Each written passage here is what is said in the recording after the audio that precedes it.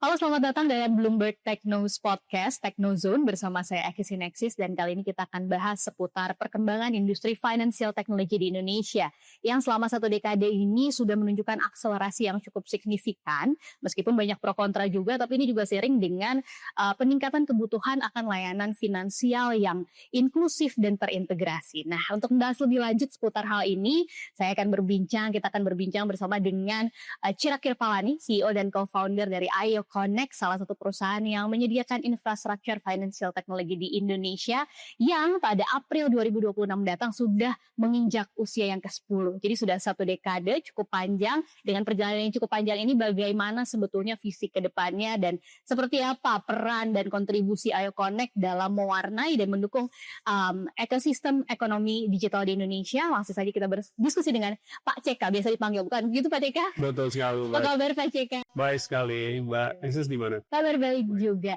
Selamat, karena di April 2026 nanti akan menginjak usia yang ke-10 ya, 1 dekade. Mungkin bisa dirangkum, karena biasanya kalau umur baru, menginjak tahun baru, kita lihat momen yang tepat untuk merefleksi gitu ya. Seperti apa sih sebetulnya perjalanan Ayo Connect bisa bertahan sampai di titik ini, menginjak usia yang 1 dekade di tengah pasang surut industri financial technology, Pak Cik? Ya.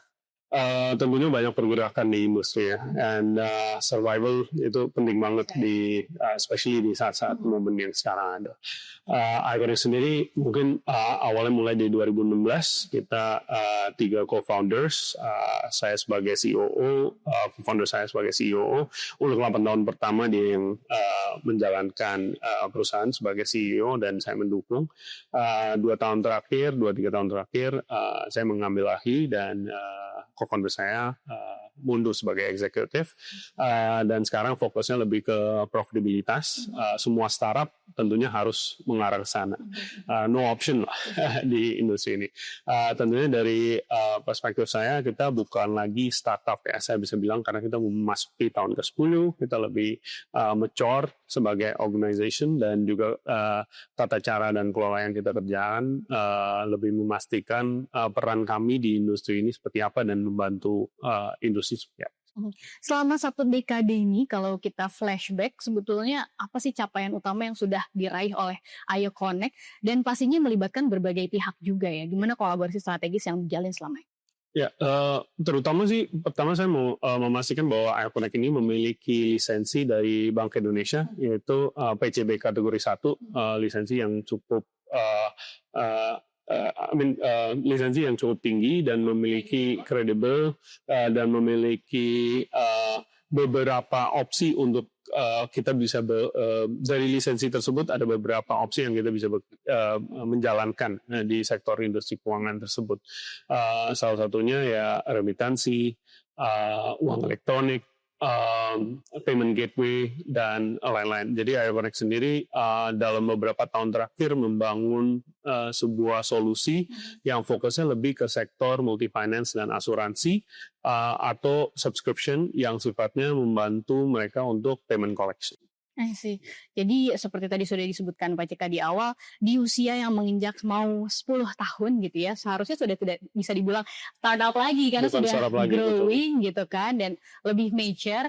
Kalau dilihat dari segi dampak bisnis Ayo Connect sendiri sudah seperti apa sih Pak? Ya, mungkin saat ini kita tentunya udah beberapa, kita berkontribusi dari sisi total perputaran di angka billions of dollars yang kita kelola untuk on behalf of klien-klien kami, dan di industri sendiri saya lihat kalau dari sisi multi finance, perputaran multi finance sendiri bisa dibilang 33 sampai 34 billion US dollars.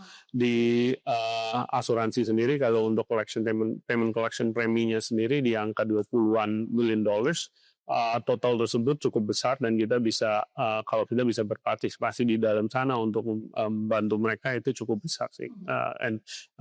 Saat ini Ayo Connect sendiri fokus untuk ke arah profitabilitas. EBITDA kami juga udah lebih membaik, jadi bentar lagi di dalam milestone ke-10 ini kita bakal mencapai break even on monthly basis, dan finally it's a long journey, tapi ya finally. Iya, pasti long journey, dan di tengah pro kontra dan berbagai isu-isu serta problem-problem yang ada di financial technology gitu ya, itu sebuah capaian besar pastinya bisa sampai di tahun ke-10 ini dan menuju break even point tadi gitu ya. Dan seperti apa sih yang membedakan Ayo Connect sampai bisa bertahan di industri ini meskipun tadi banyak pro kontra dan lain sebagainya? Apakah segmen marketnya memang khusus seperti apa? Ya, kita memang fokusnya ke sektor atau segmen enterprise. Enterprise ini kan di sektor keuangan memastikan perputaran keuangannya sangat signifikan, dan kita memastikan kita juga fokus ke sektor-sektor yang selalu akan berjalan di the top 100, top 500 companies di Indonesia. Dan kita memang sangat fokus di Indonesia saja, dan hal tersebut yang memastikan kami untuk membantu mereka dari sisi back office, dari sisi payment collection, dari sisi payment receivables dan disbursement-nya seperti apa yang kita bisa membantu mereka. Jadi mereka juga melihat value yang kita bawa dari sisi Ayo Connect untuk membantu payment collection adalah hal yang sangat penting, crucial juga bagi semua perusahaan. Jadi dimulai dengan visi untuk helping enterprise tadi gitu ya, sehingga memang dengan visi yang baik itu bisa sampai di tahap seperti ini gitu. Sebagai startup pastinya kan salah satu yang paling dibutuhkan adalah funding atau pendanaan gitu. Nah, di tengah isu-isu negatif seputar financial technology, problem-problem yang sudah ada sebelumnya gitu ya, kita tahu bahwa pendanaan ke startup ini sedikit nge-freeze atau hambatan menjadi salah satu hambatan bagi beberapa financial technology gitu. Nah, tapi kita baca berita di Ayo Connect terbaru ada di bulan Agustus atau September justru baru saja mendapatkan pendanaan. Nah, ini bisa diceritakan lebih lanjut Pak Jeka seperti apa? Mungkin kita harus melihat market cycle ya. Market cycle saat investment dari investors sangat-sangat kencang ke industri. Di 2022 itu kami raise cukup besar di sekitar angka $12 juta saat itu. And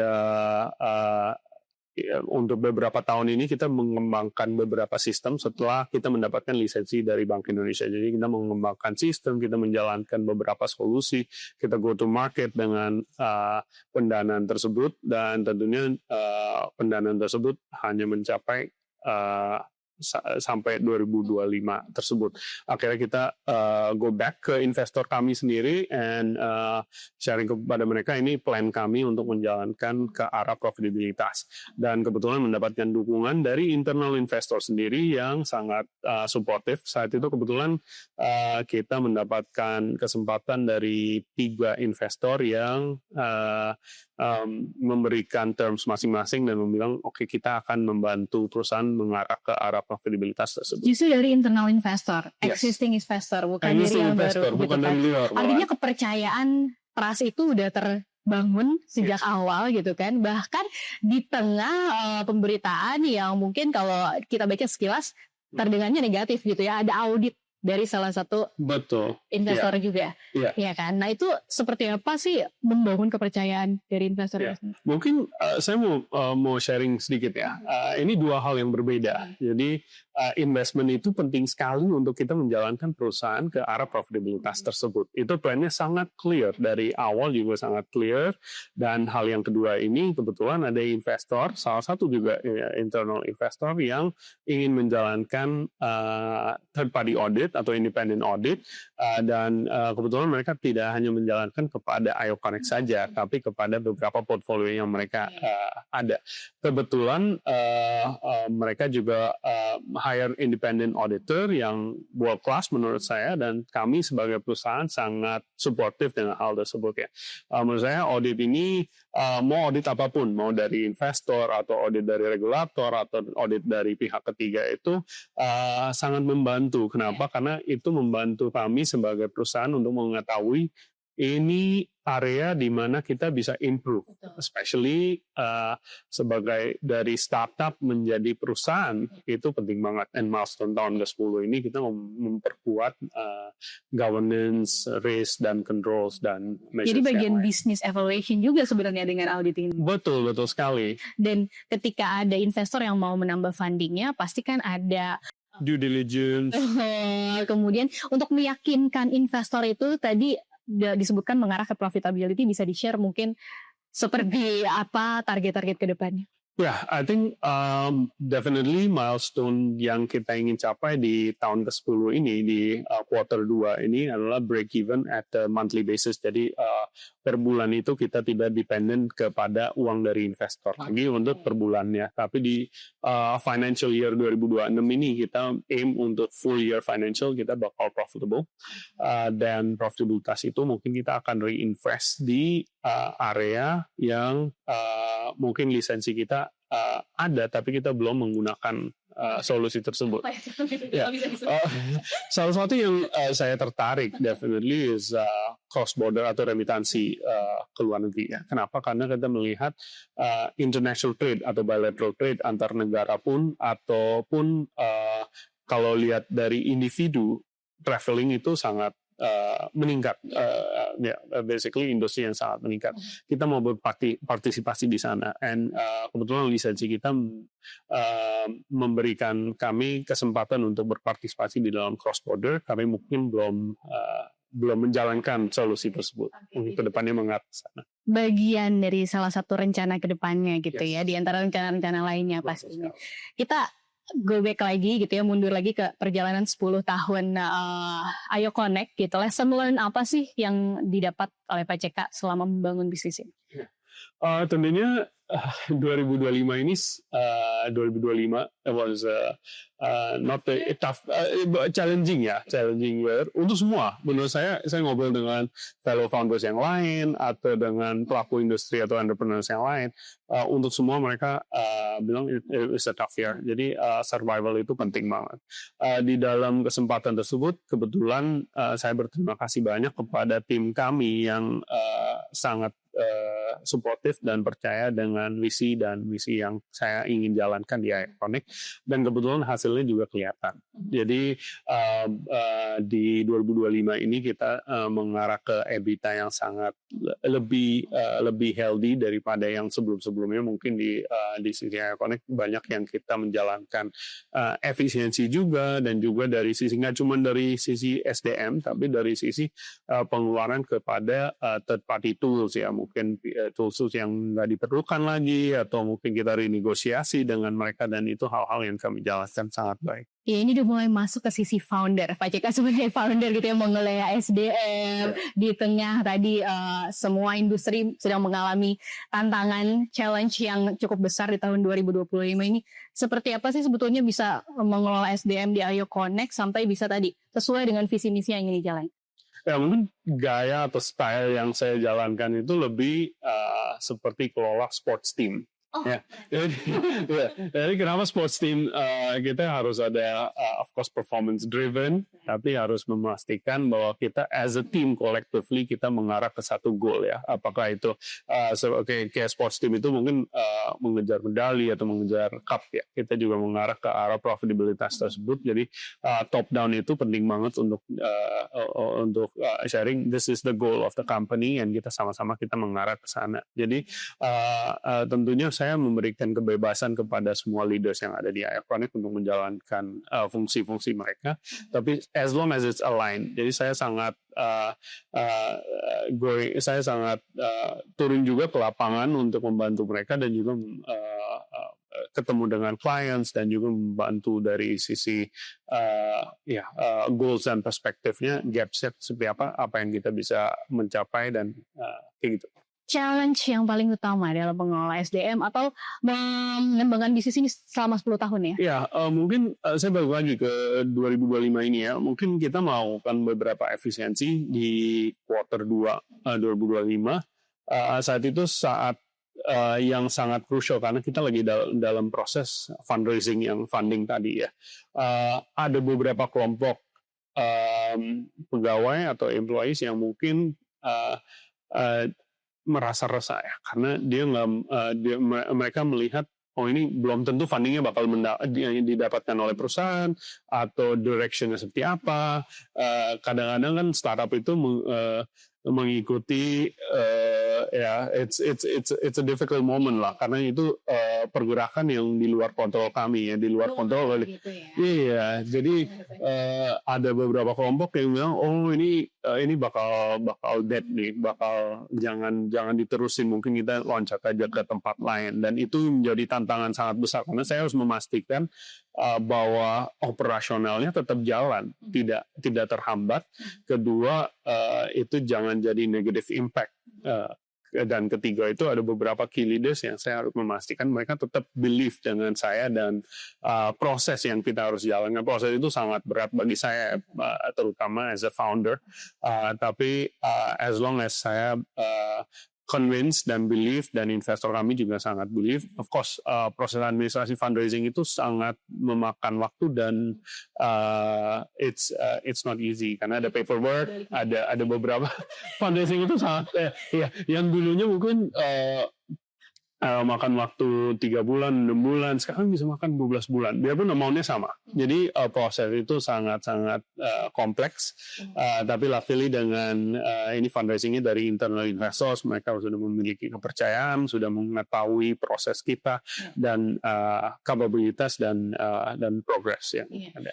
Pastinya dalam meyakinkan investor dan karyawan sendiri itu selain target-target internal, juga ada prospek terhadap industri financial technology di Indonesia ini gitu ya. Menurut Pak CK sendiri seperti apa masa depannya? Ya, I think kalau kita lihat inklusi keuangan ya, especially di Indonesia itu, ini ada beberapa angka di industri, tapi in my honest opinion, di angka 52-53% inklusi keuangan. Di Indonesia. Data? Enggak, di secara overall di 2025 basically. Tapi itu di bawah rata-rata industri, kalau kita benchmark di seluruh dunia itu 75%, 76%. Inklusi keuangan itu apa sih? Exactly, untuk memberikan akses produk-produk finansial kepada individu atau masyarakat Indonesia yang belum memiliki formal access kepada financial products ya, itu penting banget. Jadi itu peran dari semua pihak, dari regulator, dari pemerintahan, dari pelaku industri, dan juga kepada fintech yang sudah memiliki lisensi untuk memastikan masyarakat Indonesia bisa mendapatkan akses ke produk finansial itu. Jadi itu gue yang balik lagi ke tadi pertanyaan Daxis, balik lagi kita memastikan bahwa dua hal. Satu, impact dari fintech atau dari IO Connect sendiri, bigger goal-nya ke masyarakat Indonesia seperti apa sih? Karena mereka juga memastikan, of course SDM kita mengetahui brands yang kita atau clients yang menggunakan sistem kami, siapa aja menggunakan APS kami, siapa aja.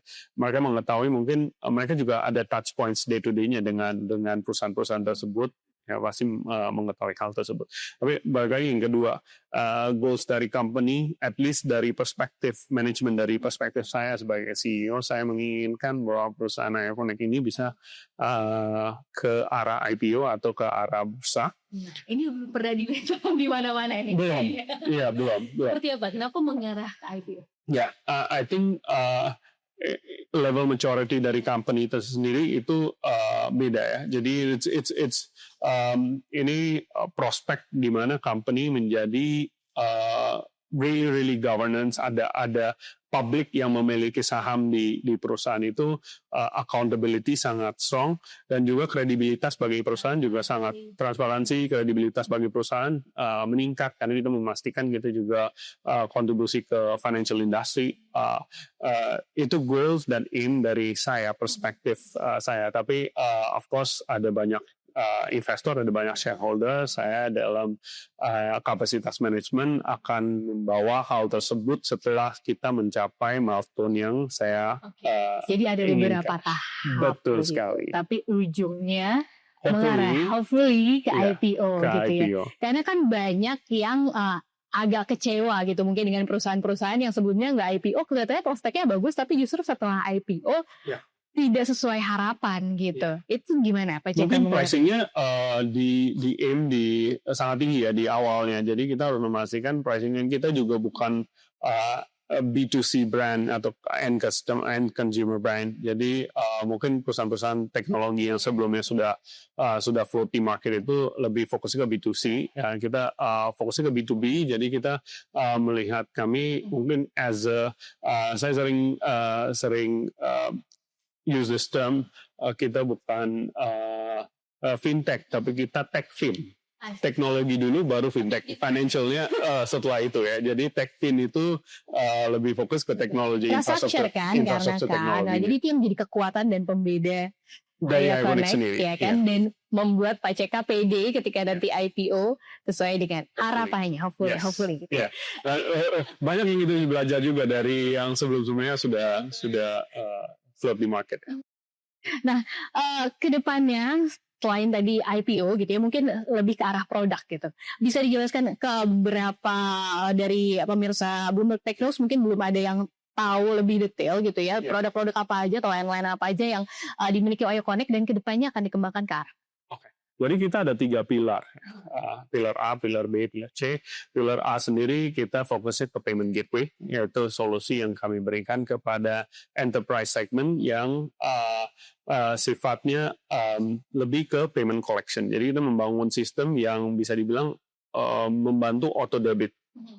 Auto debit itu bisa dikonektin dengan beberapa payment opsi, yaitu directly ke rekening bank, directly ke kartu kredit, kartu debit, dan kedepannya mungkin ke uang elektronik seperti GoPay, OVO dan belum uang elektronik belum. Jadi tapi sistemnya kita bangun untuk membantu enterprise yang bisa automatically bisa collect setiap bulan, setiap hari, setiap minggu, dan setiap quarter dan lain-lainnya.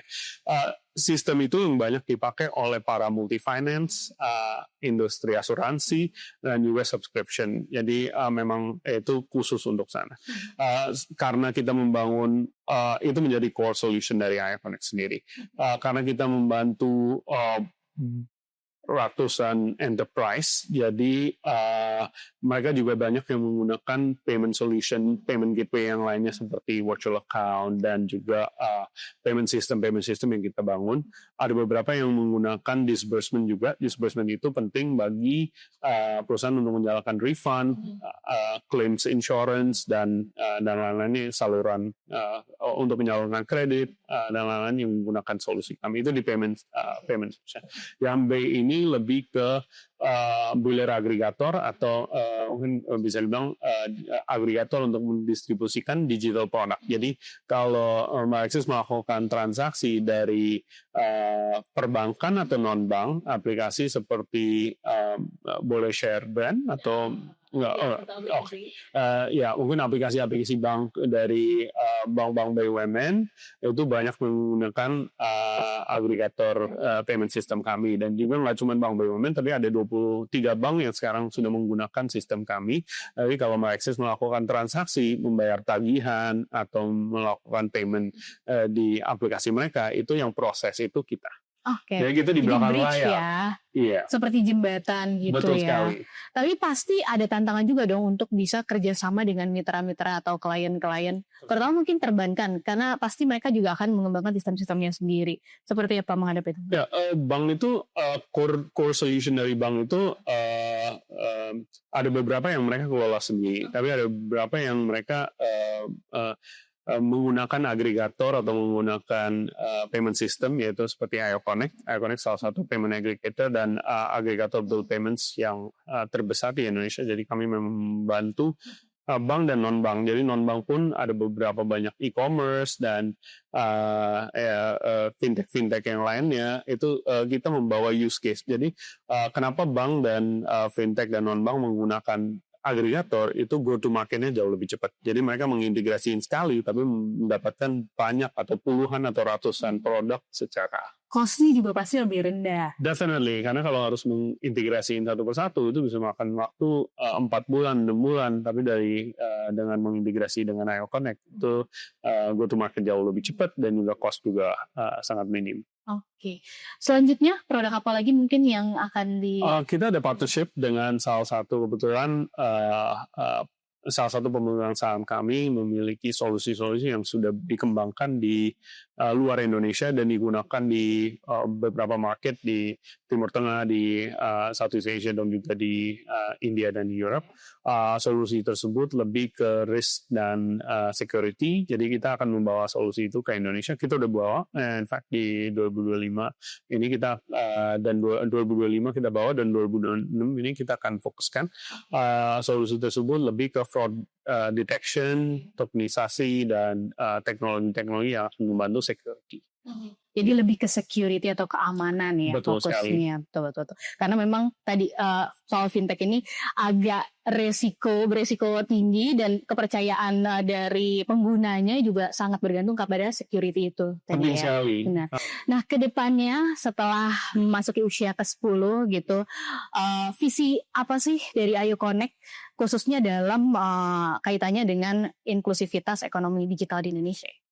Ya, jadi menurut saya what we're doing right now sangat valuable bagi enterprise segment dan kita mau tetap fokus ke enterprise segment dengan growing solusi-solusi tadi yang kita udah kembangin untuk go to market jauh lebih memperkuat go to market kepada sektor-sektor yang tadi saya sebutkan.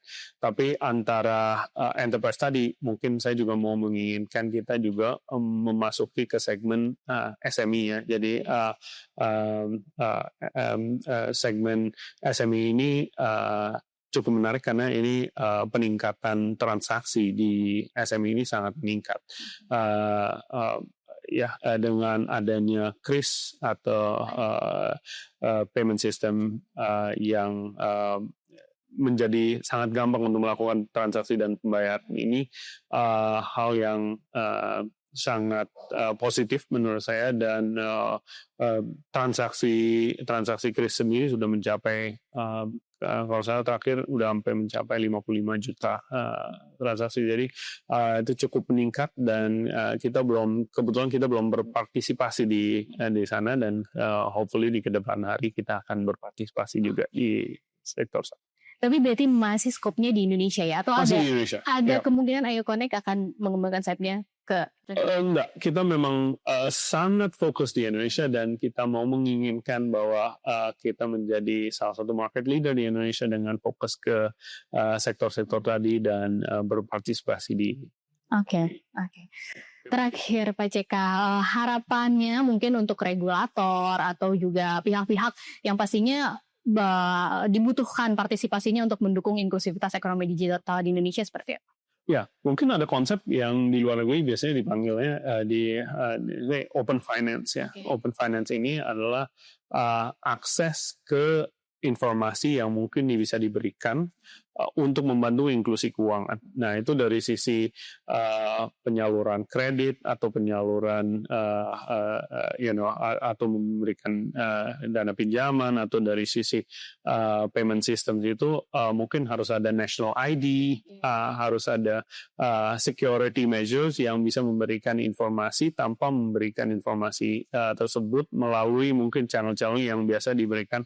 Oh, ini account statement saya untuk melalui WhatsApp atau melalui hal-hal yang tersebut, dan itu bisa biasanya ada framework atau ada standarisasi yang dikeluarkan oleh regulator. Menurut saya regulator sangat suportif di area sini dan ke depan hari juga akan mengarah ke sana dan itu akan membantu inklusi keuangan bagi Indonesia. Sangat optimis. Dan masih cerah masa depan fintech di Indonesia. Oke, thank you Pak CK, sekali lagi selamat karena sudah mau memasuki usia yang ke-10 dan tadi semoga visi misinya tercapai, harapannya khususnya peran positifnya ya, kontribusi positifnya untuk mendukung inklusivitas ekonomi digital di Indonesia.